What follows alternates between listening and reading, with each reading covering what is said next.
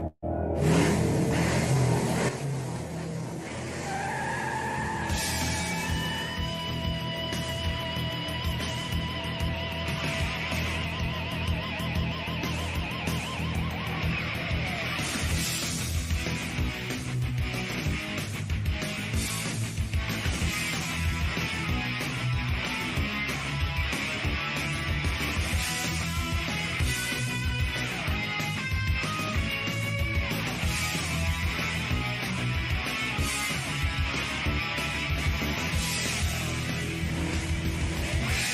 are now listening to the fastest show on IE Sports Radio. My name is Darryl Kinsey Jr. welcoming you to another lap of Extra Mile for today, September 8th, 2025.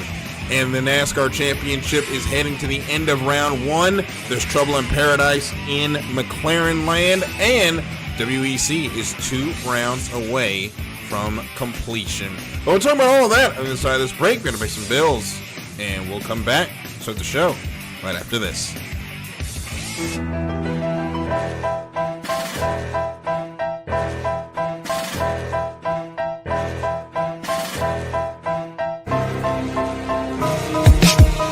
the last 10 years, IE Sports Radio has been bringing you amazing content ranging from interviewing legendary athletes, coaches, and other authorized media personnel to building tailor-made shows dedicated to all major sports cities around the country. Make sure to follow us at IE Sports Radio on X, Instagram, Facebook, TikTok, and YouTube to keep up with the latest in sports and with all of our shows. Also, make sure to check out our daily updated website at iesportsradio.com. At iesportsradio.com, you can see our daily show schedule and check out all of our show pages with personal bios to learn a little bit more about each of our awesome hosts. In addition to our show pages, you can catch the IE Sports Radio blog, Hall of Fame, Fans of the Month page, and our merchandise shop including t-shirts, tank tops, caps, long sleeves, hoodies, and more. For now over a decade here at IE Sports Radio, we've continued to be by the fans, for the fans, and we thank you all for your support and for making IE Sports Radio your direct feed for all that is sports.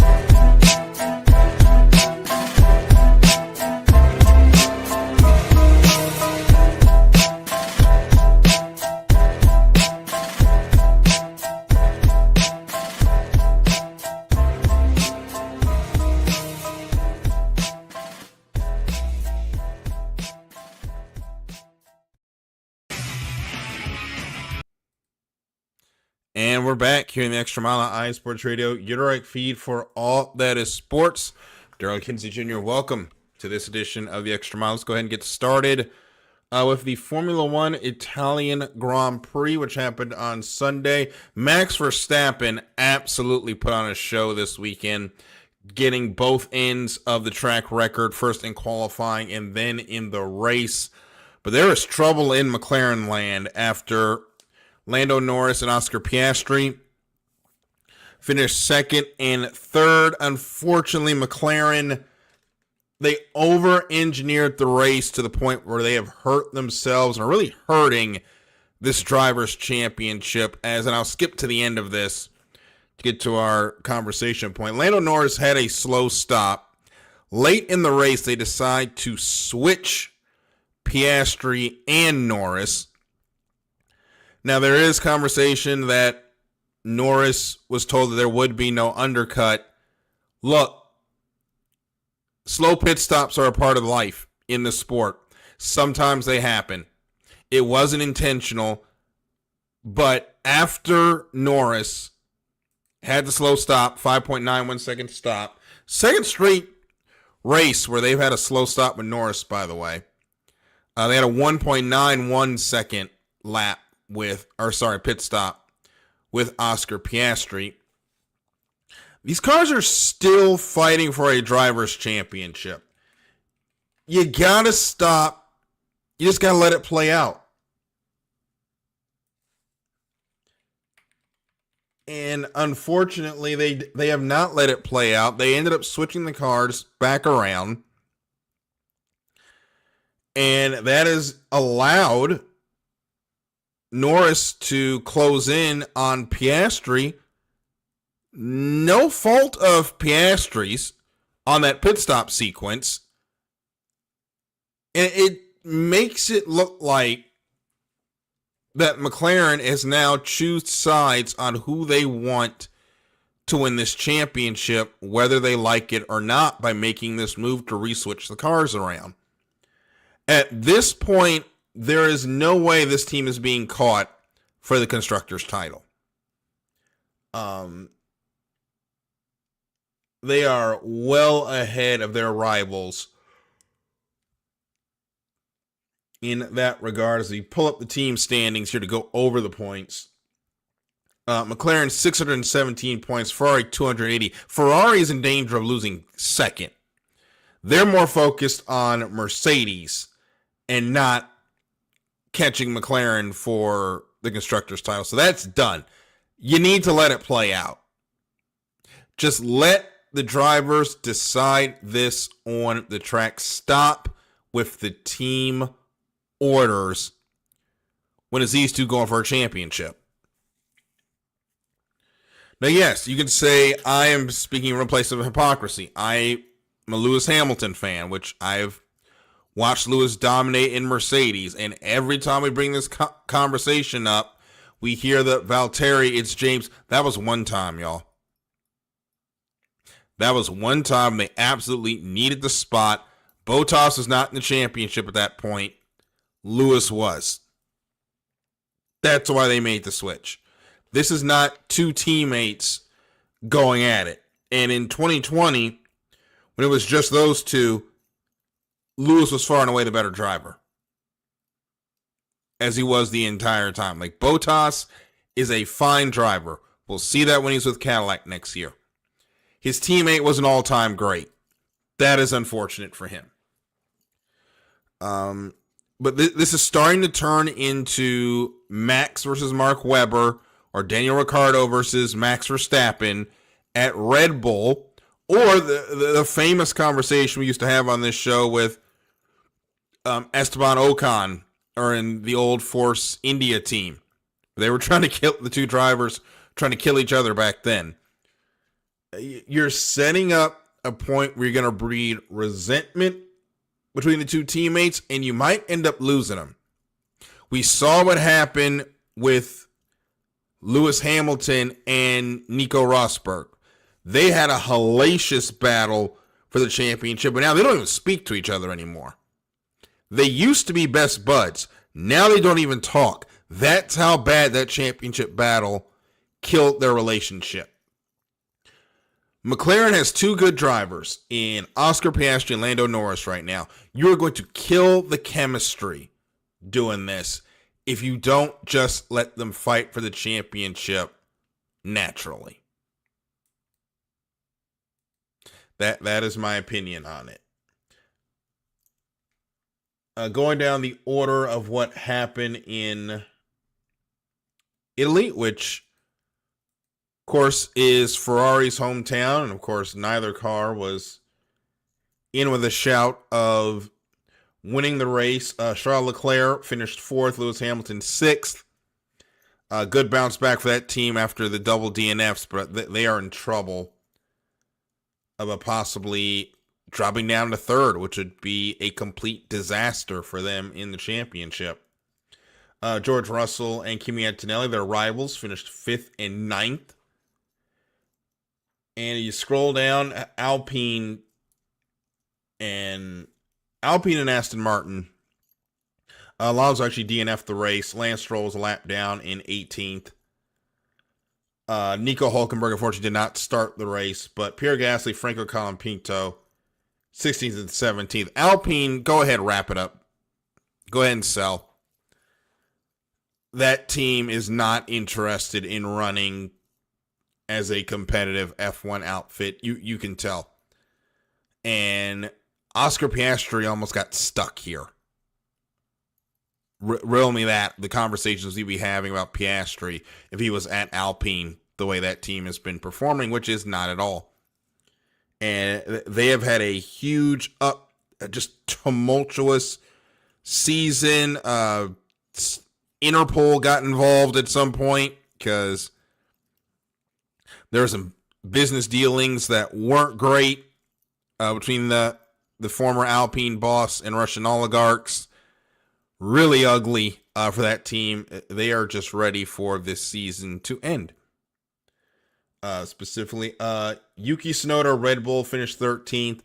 The Boo Birds are already out again. Guys, when has the second Red Bull done anything in the Max Verstappen era? Sergio Perez had his moments, but that car went off a cliff. We saw what happened with Liam Lawson. Anybody they have put in that second seat next to Max Verstappen, they've done horrible, because that car is set up for one person and one person only. Max Emilian Verstappen. Until they fix that, that second seat is always going to be a problem at Red Bull. But we are moving on to Azerbaijan, the Talladega of Formula One, September 19th through 21st. The battle is on in the championship as the lead has come down a bit in the driver's standings, 324 to 293. The standings for Piastri and Lando Norris. Norris cannot afford to have another DNF, another reliability issue, and this championship will officially be Oscar Piastri's to lose. Piastri just has to keep being consistent. It's getting close to the point where he doesn't need to finish ahead of Lando Norris every week, but a couple more finishes ahead of his teammate would help. You get him down to Azerbaijan. Going to the schedule after that, we have Singapore, the United States. He's just got to build that lead to the United States. Then he can play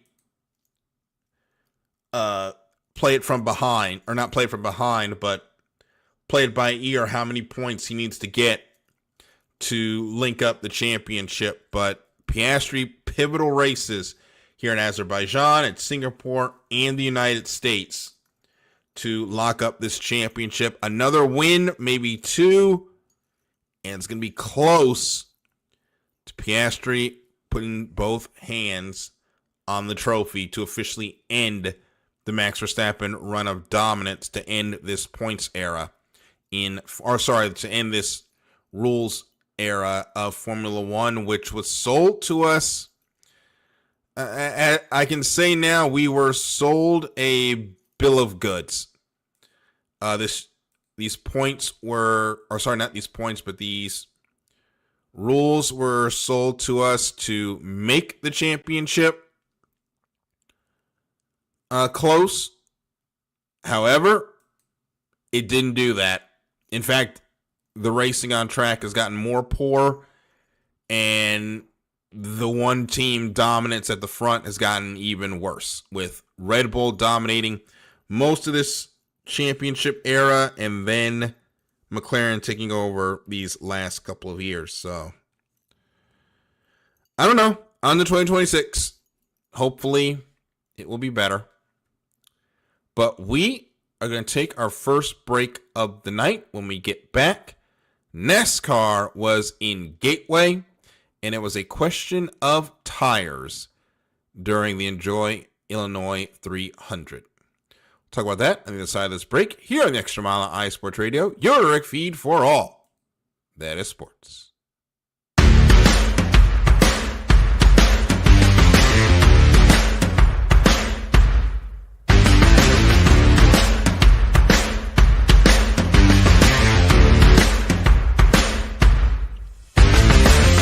Hi, eSports Radio fans. This show is brought to you by Planet Jerky Premium Brisket Beef Jerky. Planet Jerky is the official jerky of the 2022 California League champion Lake Elsinore Storm, single-A affiliate of the San Diego Padres. This all-brisket jerky has gluten-free options, contains no MSG, no sodium nitrate, is low in sugar, and high in protein. Go to their website at planetjerky.net and follow them on Instagram at Planet Jerky. Planet Jerky, the jerky that's on a whole other planet.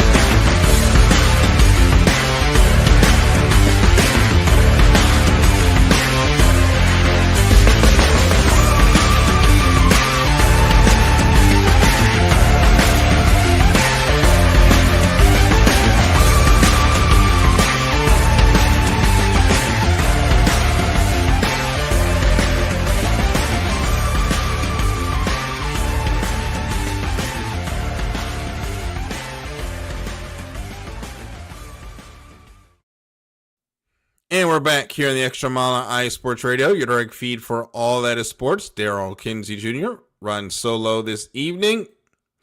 Head into the NASCAR Enjoy Illinois 300, won by Denny Hamlin. The bandwagon is back on the track for the 200 wins for Toyota. The first one won by Joe Gibbs Racing driver in Kyle Busch. The 200th won by another Joe Gibbs Racing driver in Denny Hamlin to pick up the win and lock himself into the round of... Okay, sorry, the NASCAR website is not updated. For some reason, they still have Chase Briscoe have his race up there as the last winner, but that caught me off guard, but never mind. Denny Hamlin did take the win. Chase Briscoe was second. Chase Elliott, Ryan Blaney, Joey Logano rounds out the top five in a race that was run on tire strategy as the teams trying to figure out when they were going to make their pit stops. It was kind of played almost like a road course. Some teams trying to do this race on 2 stops, others on 3. Others trying to make the long run on fuel, which made it for an interesting mix of who had tires and who didn't, who's going to take 2 tires, who's going to take 4. Created some passing opportunities that we saw on track. Obviously, I have to toot the horn of my driver. Bubba Wallace had a great run from starting 14th, led 73 laps, and ended up finishing in the 8th spot. Had a chance to win that race, but the transmission got stuck in gear on a restart. I was dropped that team back to 5th. They came back, trying to make a long run. There was a caution after that. Played for pit strategy. Didn't work out the way they wanted it to, trying to come back through the field. But when you finish high in both stages, 44 points. So they get the 3rd most points on the day. That now puts them at 50 to the good going into Bristol. So that team just has to survive stage 1. They're on to round 2. And they're in a good spot in that second stage to try to get themselves into the round of 8. On the other side of that, Mr. Shane Van Gisbergen, the guy that created all the belly aching during the regular season about the playoff format and how he didn't deserve to be there because he had the 4 wins. Folks, he's sitting right where I thought he would be as a first round exit because, shocker, this championship might have road courses. You got to be competent on the ovals if you're going to win a championship. Van Gisbergen is not competent on the ovals yet. Excuse me. And even with all the road courses that they've added to the schedule, it's only 6. I think 5 at this point. There's 5 to 6. The point is, you still have to be good at ovals if you're going to win a NASCAR National Touring Series championship. And right now, Shane Van Gisbergen is 15 points below the cut line going into Bristol, a track that was not fun for him in the spring. It was great to see the 88 in the championship, but he's going to be out on Saturday. Will be nice to see him play spoiler in the round of 12, but that's about all he's going to do. Josh Berry, though, a nightmare season. They win the race at Las Vegas. You think this is going to time where he's going to rattle off some wins. It did not. He was a tower of mid for the rest of the season. Has crashed out of both playoff races early. Is now 45 points below the cut line. He must win on Saturday, or he is not going to continue racing for this championship. Now, can he make it happen? It's possible. We've seen weirder in the championship, known as the playoffs here in NASCAR. He could get his way into the round of 12 with a win on Saturday night in Bristol. But it was also a return to form for Kyle Larson, William Byron in the Hendrick Motorsports team. Chase Elliott was also up there at points during the race. So those 3 are still safe. But Alex Bowman, terrible day. Another issue on pit road for that 48. They're now 35 points below the cut line. Borderline must-win territory. As 48 finished 26th. Was never really in the race on Sunday.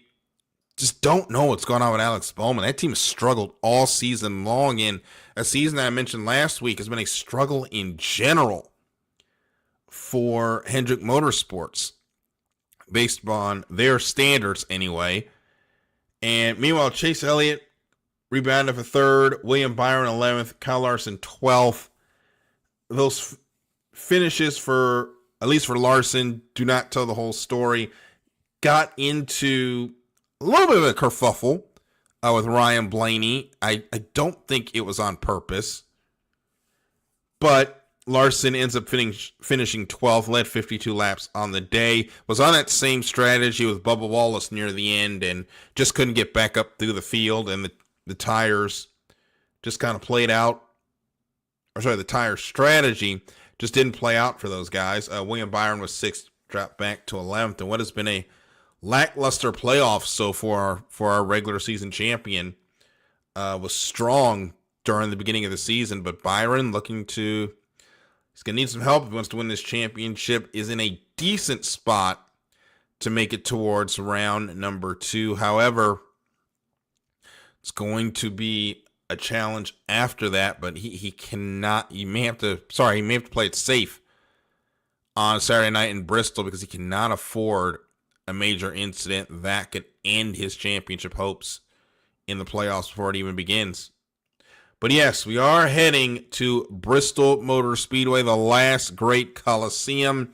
Lots of stories have been written here about this racetrack and how the nighttime is the right time to cause absolute chaos. Hasn't been as chaotic in recent years, but there's a lot of playoff drivers that are trying to get to round number 2, drivers that need to stay in the points to get to round number 2. I think it's going to be a challenge for them, and should be some good racing for us. If you're a 2311 fan, of course, 23 and 45 have usually ran well here. We know Chase Elliott has a win here in the past. But it's going to be a race of fighter jets within a gymnasium at some points, because the traffic at Bristol is just rough. It's going to slow down the leaders, create a lot of passing opportunities, and probably a lot of hurt feelings, and maybe some fisticuffs that we have not seen at Bristol in quite some time. But we are moving right along. We're going to take one final break. When we come back, the WEC was in Austin. Talk a little bit about that on the other side of this break here on the Extra Mile on iSports Radio, your direct feed for all that is sports. Rise and shine. It's 4 a.m. The stars are still out. The sun is beneath the horizon, but it's time to punch in and go to work. The comfort of your warm-ups turns into the grinding out of your reps as the clinking and the clinking of the plates create a symphony of euphoria. There's no other feeling like it.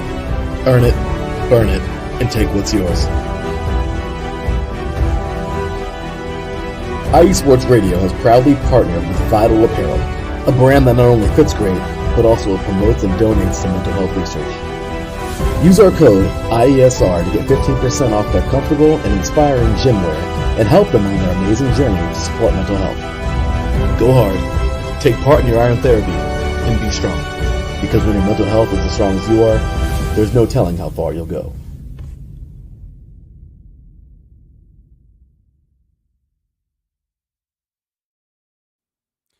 And we're back here in the Extra Mile on iSports Radio, your direct feed for all that is sports. Going to get ready to wrap up with the World Endurance Championship, the 6 hours of Austin. And it was, at the beginning, a boat race needed to happen there, not a car race, as the rain in Austin, Texas bucketed down most of the afternoon. The first hour of that race was actually run behind the safety car. Ended up being a red flag because the water was just too much water on the racetrack due to heavy rains in Austin.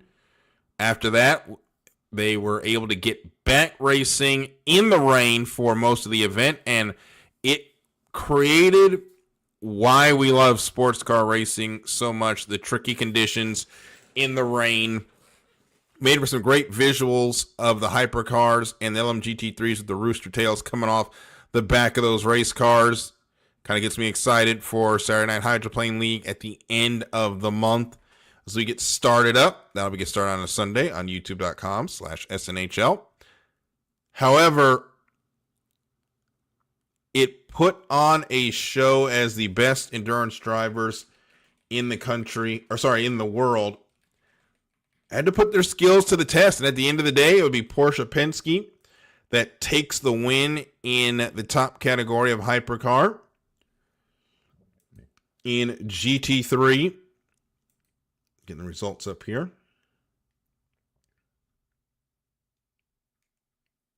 The site works. Okay. In GT3, the race was won by United Autosports over Team WRT and Vista AF Course. Unfortunately, in the hypercar category, a tough day for Aston Martin, which is starting out to be a day that those cars looked like they were going to have a great finish. The 009 was up in 6th at one point before that car ran into issues. The 007 also ended up parked up on the side of the road needing help. Those cars had finished 17th and 18th on the grid. That was not anywhere indicative of how they ran, as they were in the top 10 for most of the day. But shout out to Peugeot Total Energies. First podium for that car, the 94 beats the 93 for third. Ferrari AF Course number 50 finishes in second as the number 6 Penske Porsche takes the win. The 50 gets points on the 83 AF Corsa that day, on Sunday. But another tough day for Toyota as well, only 9th and 14th for that car. I think it's time for Toyota to start thinking of potentially updating their car, the oldest of the hypercars. It was a workhorse, successful at one point, but you've got a lot of newer cars that are starting to develop. It's probably time for Toyota to start thinking of improving their car.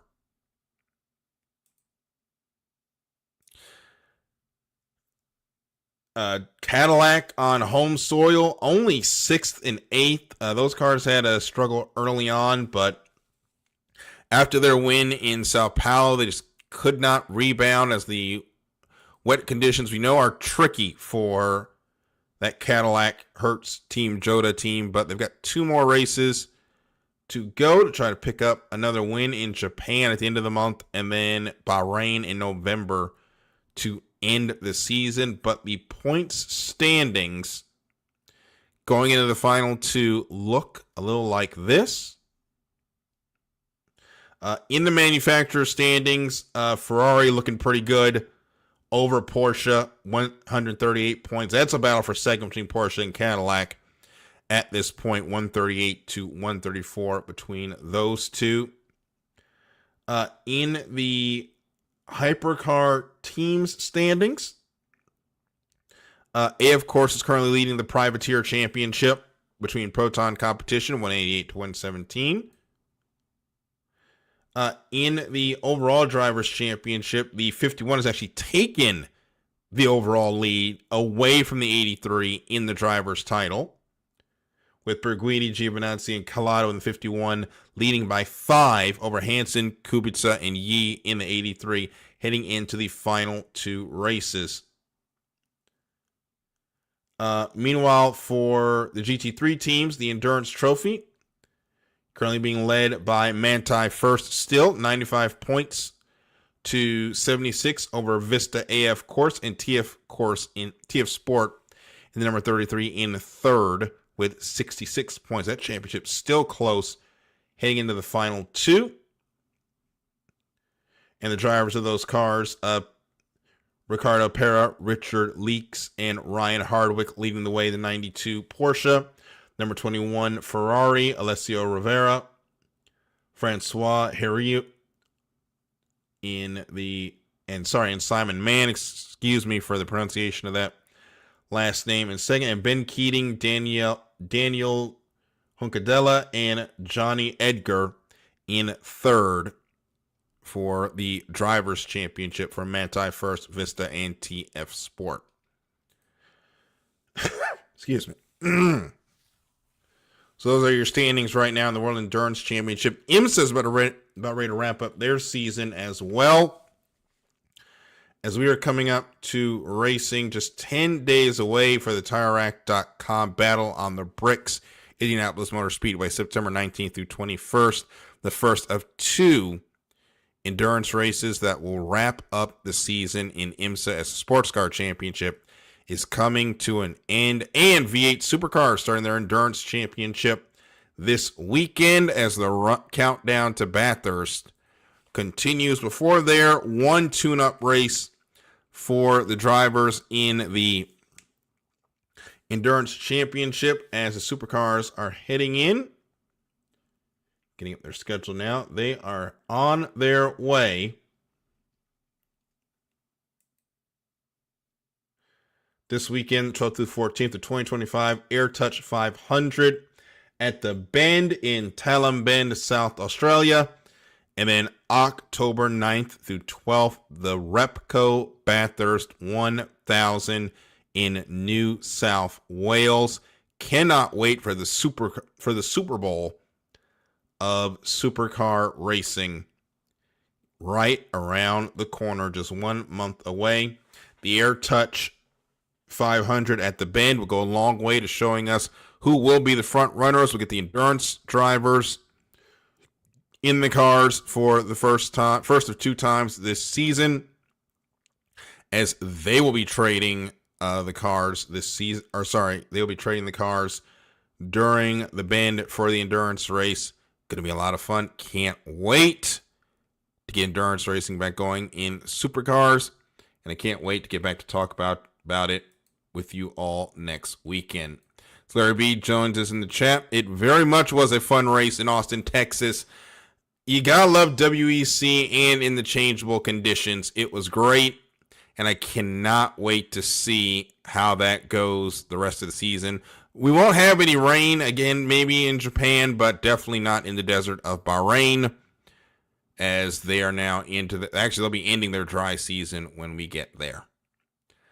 But that'll wrap it up for this edition of the Extra Mile. And thank everyone for listening. We'll be back next Monday to review more of the action in the world of motorsports.